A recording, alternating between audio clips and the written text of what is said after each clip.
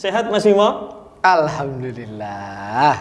Mas Bimo ini dengan para pemirsa yang ada di rumah atau di mana mau nonton podcast ini, yang jelas suatu kebanggaan, kehormatan bisa ngobrol. Temanya apa? Temanya adalah terkait dengan bahaya NPD, terkait dengan pola pengasuhan dan kemudian mengenai hukum keluarga dan bagaimana mensolusikannya tersebut. Oh, gini. Tentu saja yang ada di rumah ini kan saya juga mengetahui wali murid Insan Permata ini, terutama ya nanti yang nonton dari wali murid ini pasti juga sudah pernah dengar nih NPD itu apa.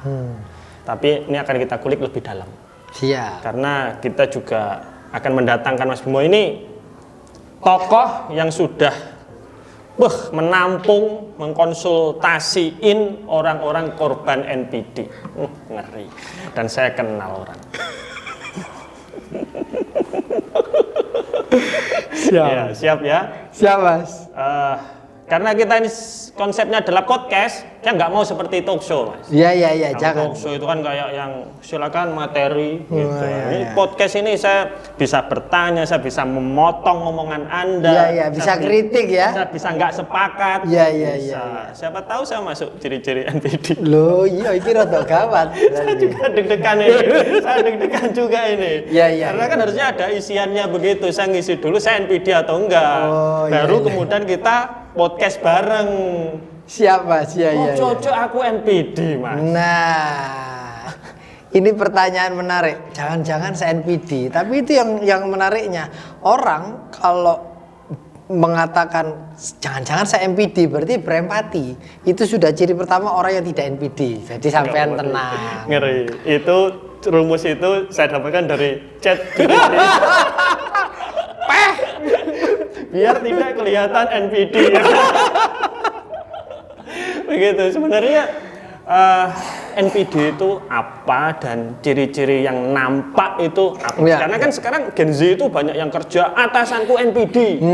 Terus kemudian mungkin temanku NPD yang kuliah-kuliah itu ya, terutama Gen Z itu sebenarnya NPD itu apa? Terus kemudian ciri-ciri yang paling nampak itu apa? Siap. Jadi NPD memang sekarang lagi rame ini, Mas Wawan ya. Kontennya juga banyak bertebaran di mana-mana dan ini di seluruh dunia, nggak cuma di Indonesia aja. Jadi NPD ini Narcissistic Personality Disorder. Ini ciri-cirinya itu yang paling kelihatan adalah orang itu kurang berempati, bahkan sama sekali tidak berempati. Dia itu bisa kayak bunglon, ada orang sakit, sedih atau disakiti sama dia, itu sama sekali dia tidak memiliki reaksi atau benar-benar kasihan gitu, nggak ada. Baik itu pasangan, orang tua, keluarga, sampai seperti itunya. Terus ada juga yang dia ini manipulatif terhadap segala hal. Apa saja bisa digunakan jadi pembenaran atas tindakannya. Ya, yang menarik ternyata orang NPD itu bisa lahir dari pola pengasuhan yang salah. Gitu. Lahir dari pola pengasuhan yang salah. Iya. Apakah kemudian jika ada orang tua yang NPD, itu pasti anaknya juga NPD? Nah, yes, ini menarik. Jadi ada beberapa kasus yang saya tangani saat ini ya, korban-korban NPD. Ini termasuk pengusaha-pengusaha yang sukses malah ya. Kalau saya sebut karyanya apa, mesti ini pada tahu semua. Pasti rame ini ya? Pasti, tapi makanya tidak boleh.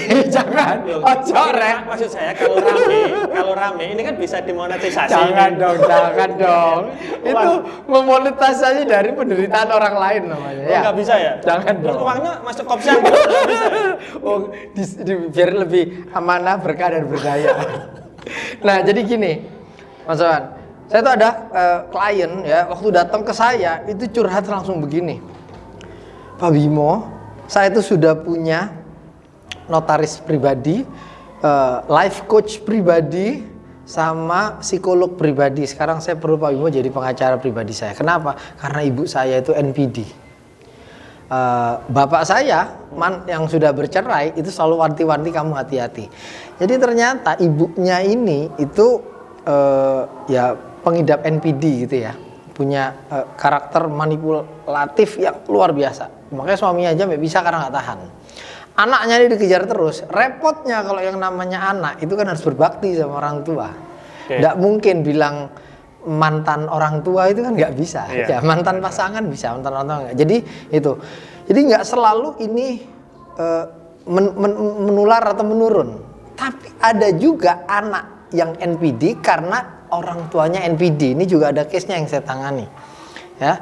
Jadi klien saya itu korban NPD dari pasangannya yang NPD. Pasangannya ini NPD ini kan selalu haus validasi dari orang tuanya. Ya, di abuse sama orang tuanya pengen kamu harus gini kalau gagal. Jadi akhirnya anaknya ini selama hidupnya itu hanya berusaha untuk bisa dapetin validasi dari ibunya, orang tuanya. Dan ternyata ibunya itu NPD, terbukti pisah sama suaminya, dia nikah lagi yang suaminya yang baru, semua harta asetnya itu sampai dibalik nama, dikuasai dia dan nggak bisa berdaya apa-apa ya. Ya dengan karena gini, orang kalau manipulatif NPD itu dia selalu playing victim, merasa jadi korban. Dan korban NPD-nya itu selalu merasa bersalah, berpikir, oh istri saya begini karena salah saya. Ya, oh ini kayak gini-gini, apa saya didiknya yang salah? Dan setelah itu ditekan terus. Dan itu dibesar-besarin. Ya kayak gitu-gitulah. Anak itu juga bisa kayak gitu. Makanya tadi kalau orang nanya, ini apakah kalau orang tuanya NPD anaknya NPD? Bisa iya, bisa tidak. Nah, ada satu kata kunci yang saya tangkap itu adalah haus validasi. Iya. Biasanya kan orang tua hari ini dengan era media sosial itu kan kayak senang banget menunjukkan anaknya, diposting di WA status, diposting di IG story, di apapun, bahwasanya menunjukkan anaknya berprestasi, anaknya bisa mencapai yang kemudian capaiannya itu di luar anak-anak pada umumnya.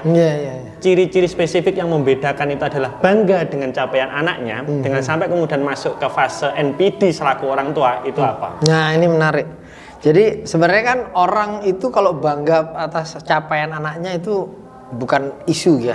Tapi kalau mengkapitalisasi atau mungkin nggak kapitalisasi, dia memanfaatkan itu untuk mengangkat dirinya. Paham nggak? Jadi gini, yang punya prestasi anaknya, kredit tapi tetap buat orang tuanya. Berkat saya, karena saya, ya. Dan dia mengangkat itu isunya, panggungnya adalah untuk dia. Gitu.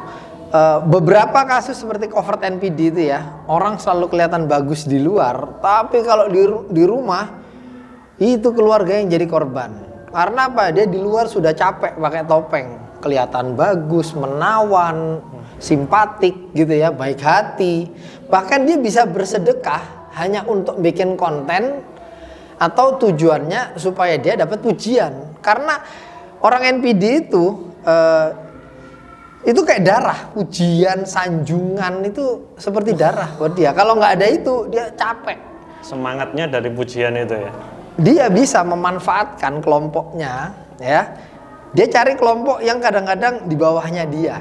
Mungkin dari segi penampilan, kekayaan, atau apa. Supaya dia kelihatan paling menonjol. Disanjung terus? Lah. Nyala bangku gitu. Kan selalu dipuji kan? Iya. Oke, berarti gitu ya. Karena jangan sampai bahwa prinsip di era digital bahwa banyak anak banyak AdSense itu juga kan ini jangan mengarah ke keluarga yang itu ya. Kalau itu memang hidupnya dari konten, gimana lagi? Itu kan juga kita nggak bisa kemudian ketika anak berprestasi terus langsung paling orang tuanya NPD gitu. Jangan dong, gitu, kan? Jangan sudah gitu. Boleh. Seperti hanya kelihatan ada mobil bagus di jalan raya terus, alah paling korupsi gitu kan? Nggak boleh kan? Kita langsung ngejudge begitu. Tapi bagaimana kemudian jika orang ini sudah bahasanya mungkin untuk mengetahui dirinya ini NPD atau enggak itu gimana ini? Harus kemana dan ngapain begitu? Oke. Satu Mas Wawan, orang NPD tidak pernah merasa dirinya NPD. Dia tidak pernah merasa dirinya sakit, dia tidak pernah merasa dirinya bermasalah. Itu masuk apa sih? Maksudnya NPD atau disorder itu masuk sakit apa? Nah, ini kalau dari beberapa temuan penjelasan dari psikolog ya, dari kasus yang saya tangani. Jadi NPD ini bahkan levelnya itu sudah di atasnya ya jadi psikopat. jadi psikopat ya, dan apa ya, kalau dibilang penyakit ya penyakit, dan saat ini it's very unfortunate, sayangnya belum ada obatnya. Tidak ada alat ukur bahwa orang itu NPD apa enggak. Karena apa? Loh, nggak ada yang mau diperiksa kalau di NPD, dia akan resisten, nolak. Diajak ke psikolog, nolak dia, dan dia akan jadi bunglon waktu diperiksa. Dia cover. Nah, justru korbannya itu yang datang dan bertanya, apakah saya NPD? Korbannya itu sering kali kayak begitu. Karena dia yang merasa bersalah, dia merasa gara-gara dia ini semua terjadi. Itu yang agak repot memang. Iya, kalau korbannya laki-laki memang di dunia ini kan laki-laki selalu salah kan. Cocok NPD. Iya juga ya. Berarti kan memang karena korban dia kemudian mendapatkan sebuah manipulatif gitu kan. Terus kemudian dia akhirnya kayak yang ke psikolog, terus dia dapat inputan kamu itu yang kurang bersyukur, kamu itu kurang sabar, kamu itu aib keluarga diumbar. Itu yang sering terjadi di korban NPD yang rata-rata perempuan. Paling sering kayak gitu. Karena apa? Dianggap sebagai istri yang durhaka sama lingkungannya. Apalagi biasanya ya, kalau NPD-nya ini laki-laki, dia itu bisa posting semuanya tuh bagus. Mulai dari dia punya, biasanya orang yang punya public speaking juga bagus. Public speaking bagus, tampilannya nice gitu ya. Wah, pokoknya ya kayak sampean gini lah. Enggak ya. Bocor ya. Jadi NPD itu P-nya itu public speaking ya, bagus ya Pak. Rata-rata begitu NPD. Jadi nggak semua, tapi biasanya NPD itu memang ya senang tampil, ngomongnya bagus, ya edukatif dan lain-lain. Karena memang ada benang merahnya terkait dengan validasi, terus kemudian pujian, ya, itu kan jelas sanjungan. Walaupun tidak semua orang flexing itu dia NPD ya. Nggak mesti. Tapi orang-orang yang NPD itu ciri-cirinya itu tadi, sanjungan, pujian itu seperti, penyemangat dia ya. Pokoknya ada 9 Mas. Ini yang cara paling gampang ya. Ada 9 ciri-ciri NPD. Kalau dia masuk 5 kriteria saja itu udah NPD gitu ya. Fix NPD. Ya, nanti 9 itu apa di googling ketemu kok. Yang pasti manipulatif, tidak berempati. Aku lah jelas no kabeh akeh Mas. Semoga ini dari orang-orang yang psikolog terutama ya, itu bisa segera bisa menemukan rumus-rumus cepat untuk bisa mendeteksi orang dari NPD. Membaca karakter orang dari tanda tangan saja bisa. Semoga ke depan bisa membaca NPD dari tanda tangan gitu kan. Ya Allah. NPD ngeri banget. Jadi kan pas ada pertemuan kan harus nulis nama sama tanda tangan kan. Kok ketahuan siapa enggak? Siapa tahu kan. Iya. Ada aplikasi di Android gitu kan, ketika difoto NPD. Kan gitu. Kayak QR code ya. Betul. QR code khusus NPD.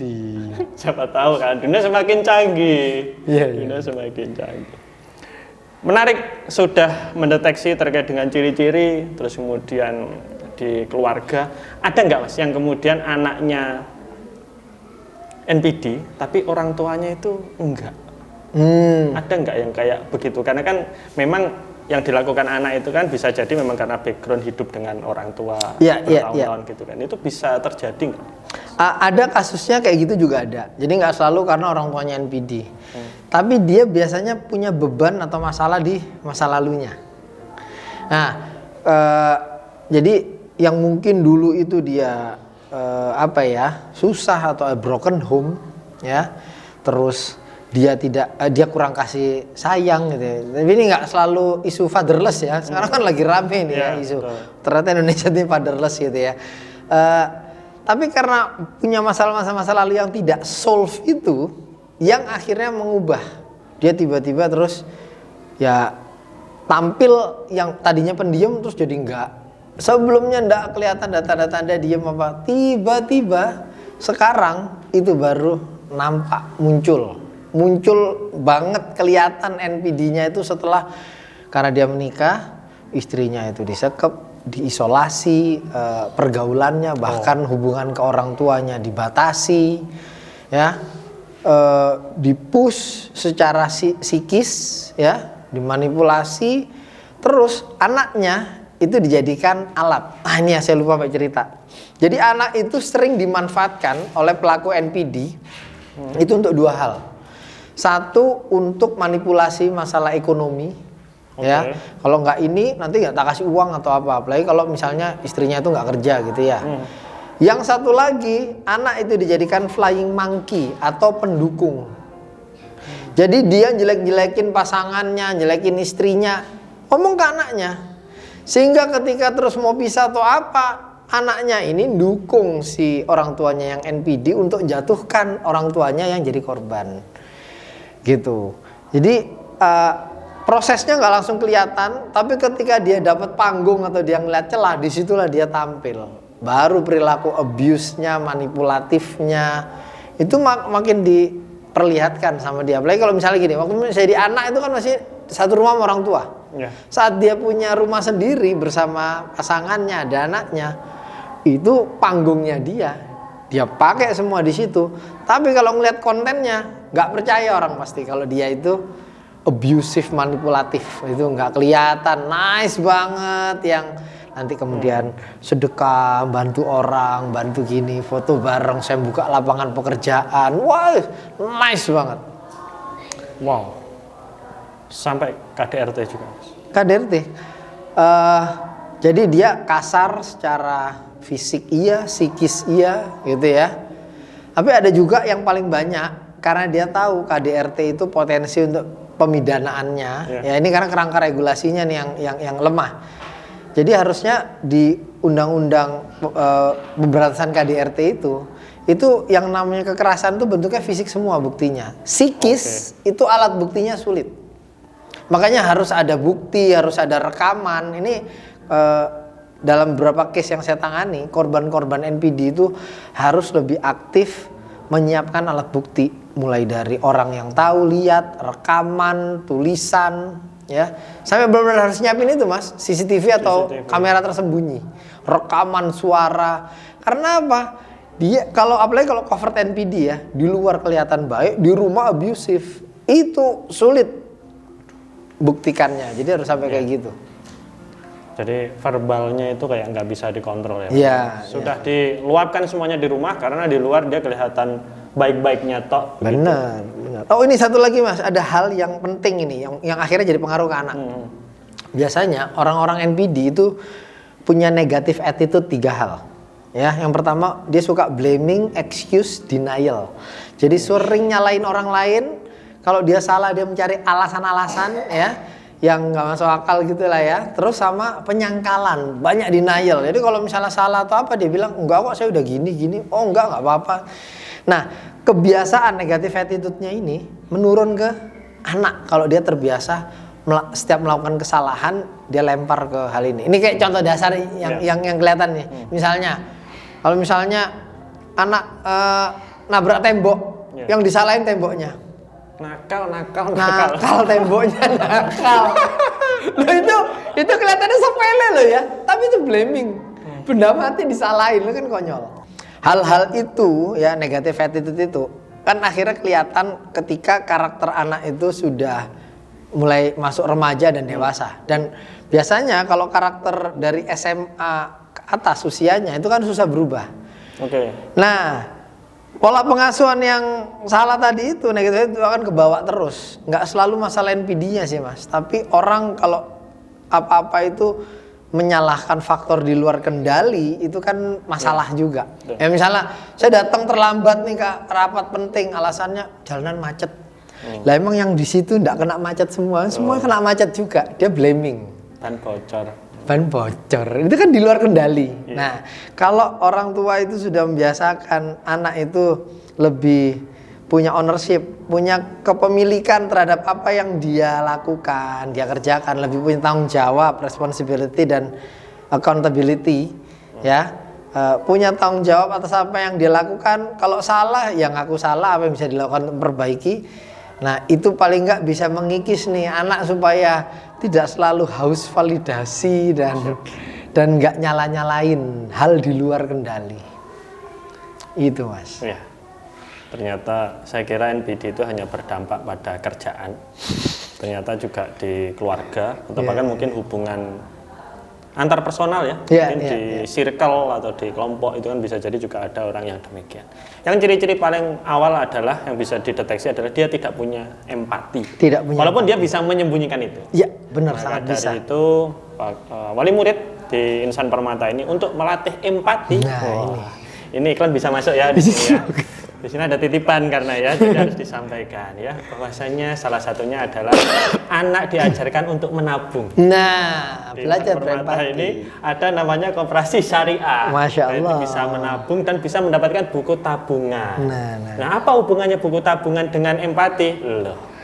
Kalau kemudian sudah punya tabungan kan bisa untuk sedekah juga. Iya. Bisa kemudian Berbagi, ya. menyiapkan nanti kedepannya nanti untuk apa? Apakah untuk membeli buku baru, ya, tas baru, atau HP baru? Oh, enggak ya.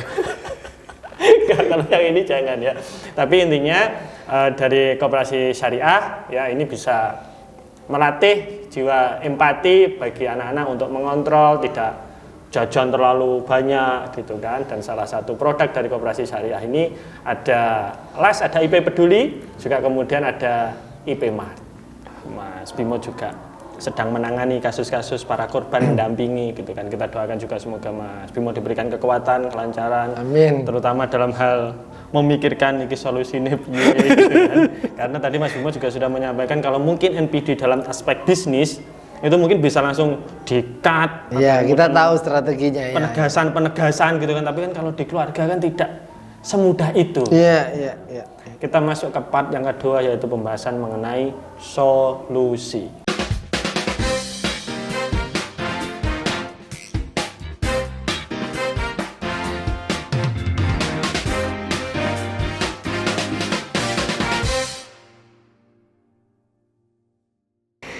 Mas Bimo, ini masalah tok tadi yang dibahas. Iya. Sudah tidak kuat ya. Iya, jangan. Kita butuh solusi ini. Siap. Termasuk juga solusi melunasi utang negara ini bagaimana? MBG. Biar semua cerdas. Ada di sini nomornya. Oh, iya, makanya biar cerdas, bisa bantu nanti. Oke. Gimana nih solusi? Siap. Kita butuh solusi. Tadi saya sempat sampaikan Mas Wawan ya. Sampai hari ini NPD ini belum bisa disembuhkan. Jadi kalau orang udah sampai, apalagi NPD akut ya yang jadi sampai level psikopat, itu belum bisa disembuhkan. Maka solusinya adalah harus menjauh, terpisah dan terputus hubungan. Sampai seperti itu. Ya jadi kalau ada teman-temannya nih, circle-nya itu yang udah terdeteksi NPD gitu ya. Ini orang yang manipulatif, suka bohong ya. Terus nggak berempati gitu ya, banyak alasannya gitu ya, dan polanya berulang terus sama seperti itu. Dia menghalalkan segala cara, ya memang harus diputus. Yang repotnya itu kan kalau di keluarga. Jadi ada salah satu klien yang cerita, itu sampai semua saudaranya tidak mau satu tinggal bareng sama ibunya. Ada yang pindah ke Kanada, dia sendiri juga. Walaupun sama-sama di Jakarta, ada yang di BSD, itu sampai benar menjauh dan nggak mau terkoneksi karena ini bad influence buat keluarga sampai seperti itunya. Ibunya ya. Ini ibunya NPD. Iya, anaknya itu udah pada ketakutan, ini kita ada yang kena NPD juga nggak ya sampai gitu. Tapi akhirnya enggak sih, kalau ngeliat dari 9 ciri 5 ciri aja enggak gitu ya.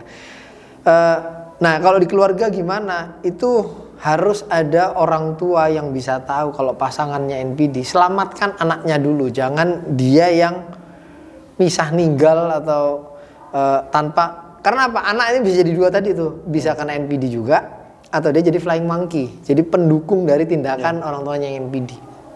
Jadi harus segera diselamatkan, hidup terpisah. Sementara itu baru ini Mas, ya. Karena kalau enggak, perilaku itu akan terus makan korban, bahkan anak itu dimanipulasi untuk jadi alat kalau misalnya ini kan jadi untuk ekonomi misalnya, ini untuk keperluan anak apa segala macam. Saya ada nih klien saya itu bilang ini buat bayar biaya ke pondok, biaya sekolahnya, beli ini beli itu. Ternyata udah ada uangnya dari bapaknya ya. Ini klien saya ini bapak sambungnya gitu ya. Itu diminta sampai 2 kali. Jadi uangnya dipakai buat dia. Terus dia beli tas Hermes yang baru lah apa gitu ya.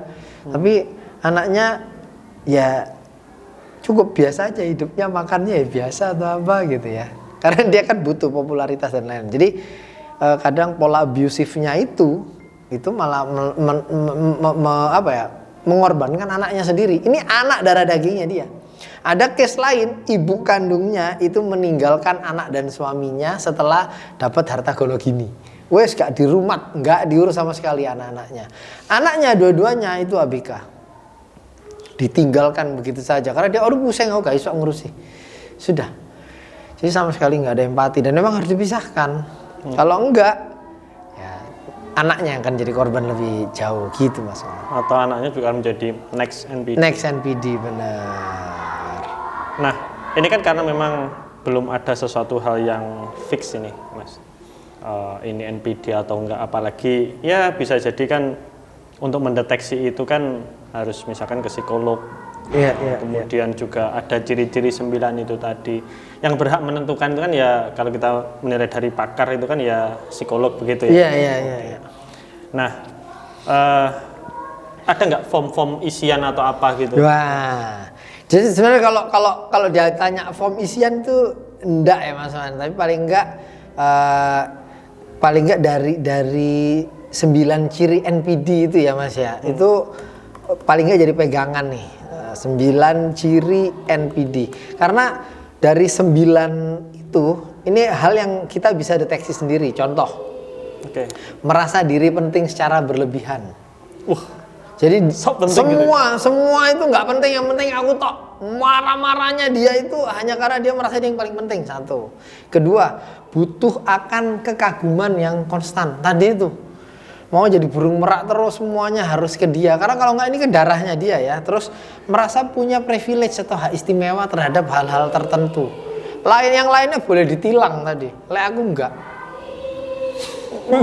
Sampai gitu. Terus abuse, memanfaatkan orang lain. Ini kan kita bisa ngelihat kan kalau kita dari pertemanan aja. Dia inginin aku terus tapi gentenan gak gelem misalnya gitu ya. Biasanya ngerosting tapi dirosting. Ciri-ciri yang bisa cari Anda ya. Kurangnya empati ya. Terus sering iri gitu ya. Bukan iri karena kebaikan ya, biasanya kan karena kekayaan. Enggak, iri hati ya tadi itu. Misalnya saya naik palisade terus sampean ngelihat saya korupsi. Padahal kan enggak mungkin saya korupsi Mas, saya kan swasta ya. Terus berperilaku arogan, sombong. Ingat ini yang polanya terus berulang ya, bukan sekali-sekali. Fantasi berlebihan tentang kesuksesan, kekuasaan dan kecantikan. Yang agak lebay-lebay tadi tak bilang itu ya. Sama reaksi negatif terhadap kritik. Yang negatif attitude. Jadi kalau dikritik, dia akan nyalain orang lain, cari alasan dan penuh penyangkalan. 9 ini kan sesuatu yang kita bisa deteksi sendiri sebenarnya Mas ya. 5 saja terpenuhi. Bisa dikatakan dia sudah masuk NPD. 5 hal aja Mas. Wah itu ya nanti bisa dilihat rekaman ulangnya 9 itu apa aja. 9 ya. Tapi juga enggak kemudian kelihatan kayak Rek kok suwe enggak ketok. Aku NPD Mas. Kayaknya nggak mungkin ya. Tidak mungkin. Aku menyendiri saja. Orang pada saat bilang saya NPD berarti dia tidak mungkin NPD. Karena NPD ciri-ciri ya dia tidak mau dibilang NPD. Oh iya. Kayak klepto gitu ya. Klepto. Dia kan disebut maling atau pencuri kan juga nggak mau. Nggak mau. Aku cuma ngambil, nggak ngomong kok. Iya. Minjem. Tapi belum ada rencana kembaliin.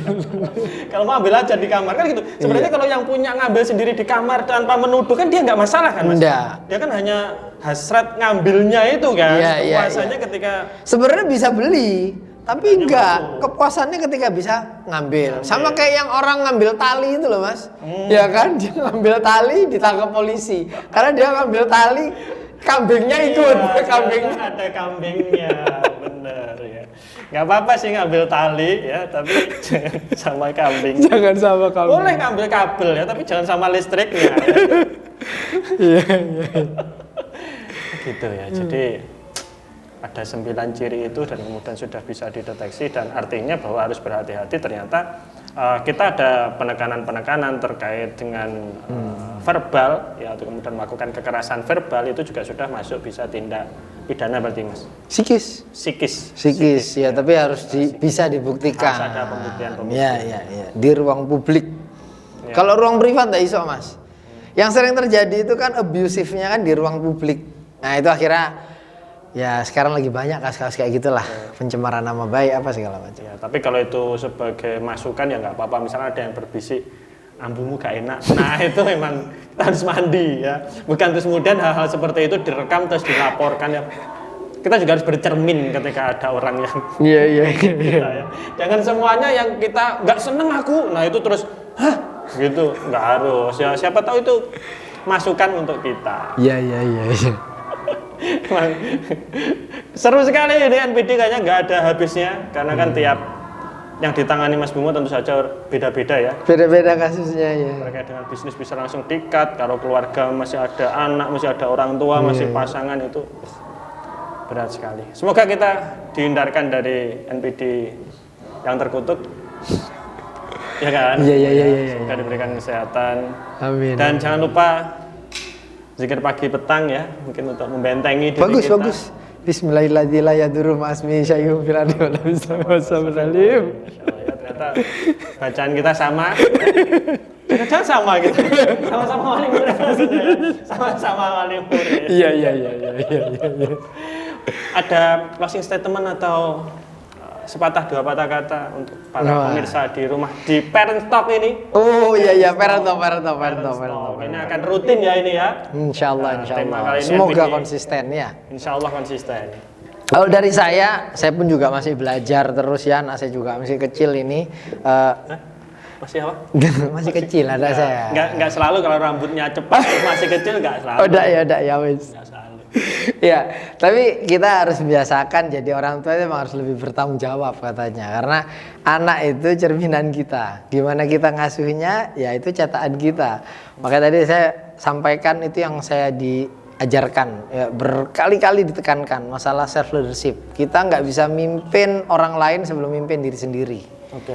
Ya, nggak bisa didik anak kita kalau nggak bisa didik diri sendiri. Jadi 3 hal tadi itu Mas Wawan tuh pegangan yang penting banget ya. Selalu positive attitude ya, lebih bertanggung jawab, lebih punya rasa memiliki terhadap apa yang diambil ya. Apa tuh berarti? Ownership, responsibility, accountability. Bisa bertanggung jawab terhadap apa yang diambil, keputusan tindakan.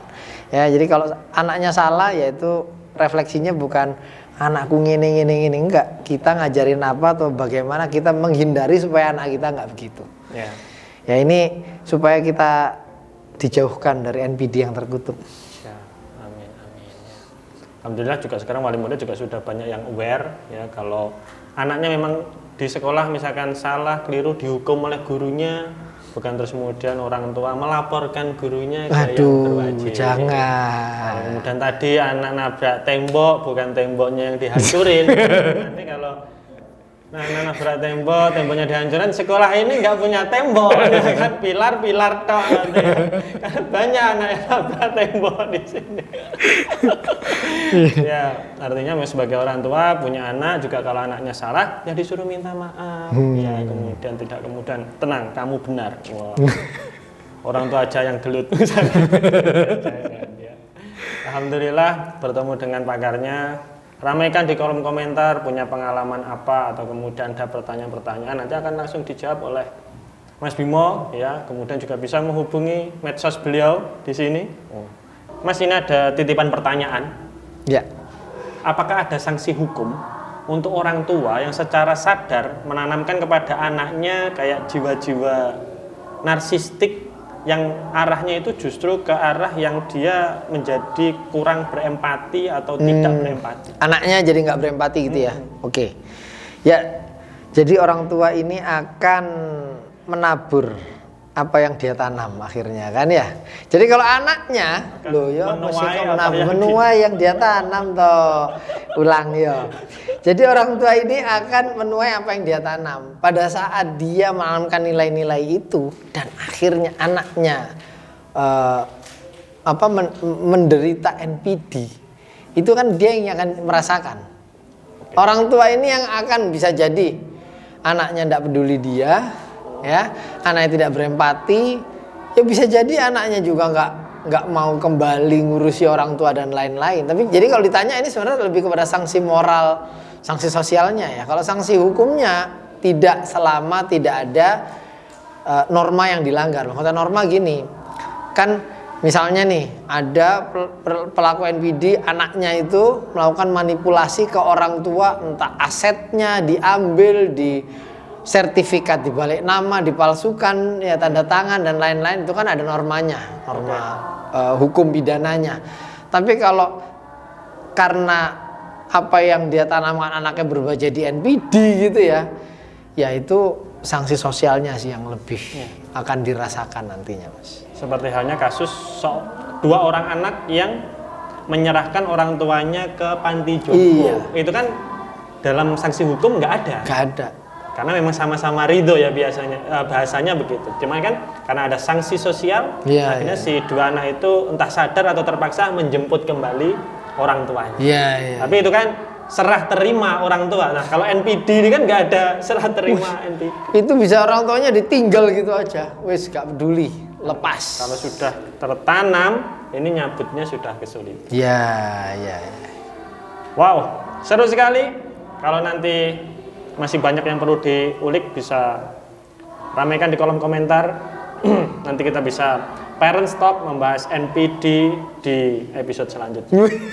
Matur nuwun, Mas Bimo. Matur nuwun, Mas. Senang membahas terkait dengan NPD ini. Semoga membawa hikmah keberkahan untuk kita semua. Amin, insyaallah. Jadi legasi dunia akhirat, Mas Bimo. Amin. Ya.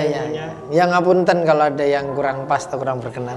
Nah, ciri-ciri orang yang tidak NPD adalah mudah ngomong ngapunten.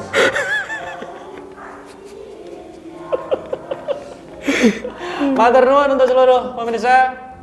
Sampai jumpa lagi di Parents Talk selanjutnya. Saya Wawan Saktiawan, Bimo Prasetyo. Assalamualaikum warahmatullahi wabarakatuh. Waalaikumsalam.